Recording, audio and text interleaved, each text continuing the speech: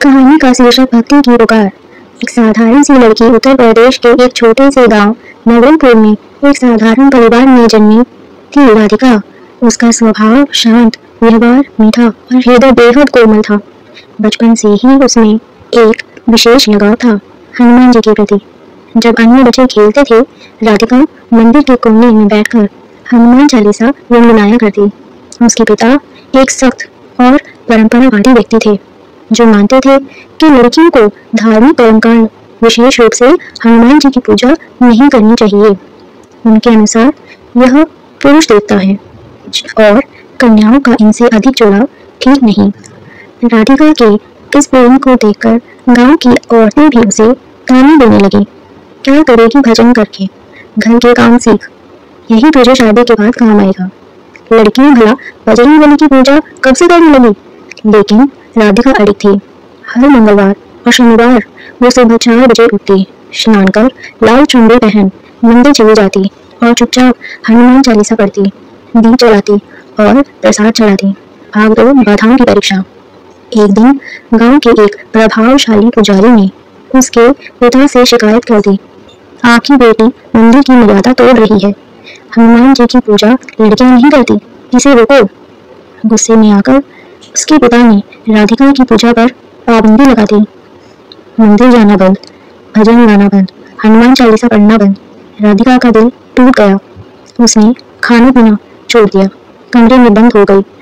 उसकी आंखें हर रात भीगती रही, लेकिन होठों पर जय बजरंग बली की मुस्कुराहट कभी बंद नहीं हुई।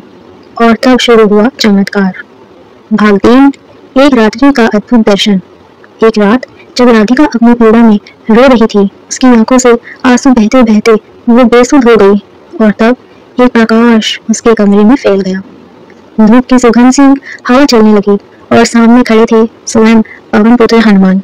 वो विशाल, तेजस्वी और करुणामय रूप में प्रकट हुए, लेकिन उनकी आंखों में क्रोध नहीं था, बल्कि स्नेह था। बालिका, उन्होंने कहा, तेरी भक्ति से मैं प्रसन्न हूँ।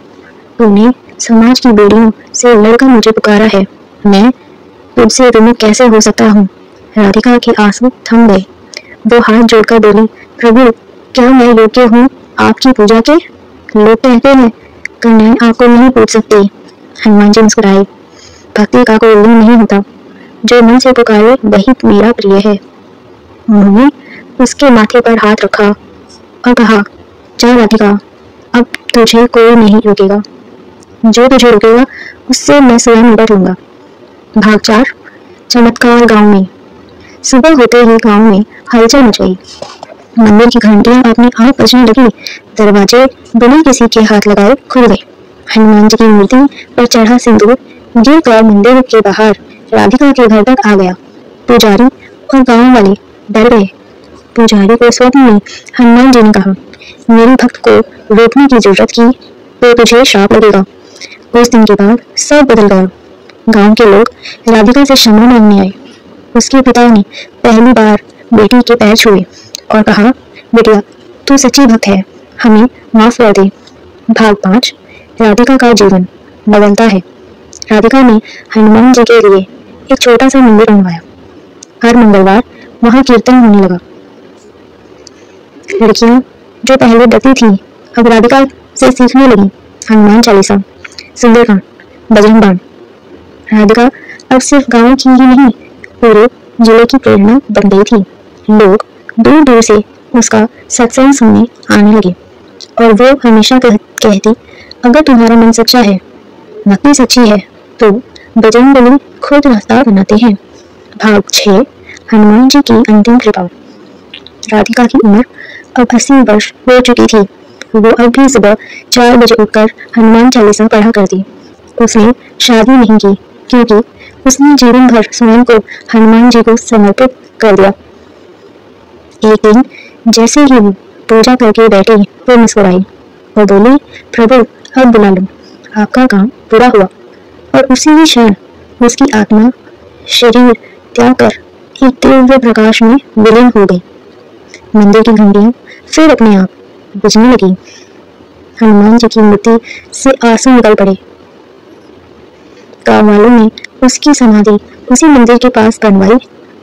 समापन अमर भक्ति की कथा आज भी नवरंगपुर के उस मंदिर में मंगलवार को अद्भुत खुशबू आती है। कहा जाता है कि अगर कोई कन्या वहां सच्चे मन से हनुमान चालीसा पढ़े तो राधिका की आत्मा आकर उसका मार्गदर्शन करती है, क्योंकि भक्त का कोई लिंग नहीं होता, कोई उम्र नहीं होती, बस चाहिए एक सच्चा मन और निष्कलंक प्रेम। जय बजरंगबली। आपको राधिका भक्त और हनुमान जी की कहानी कैसी लगी? लाइक करके और कमेंट करके हमें जरूर बताएं और ऐसी ही कहानी के लिए सब्सक्राइब करें।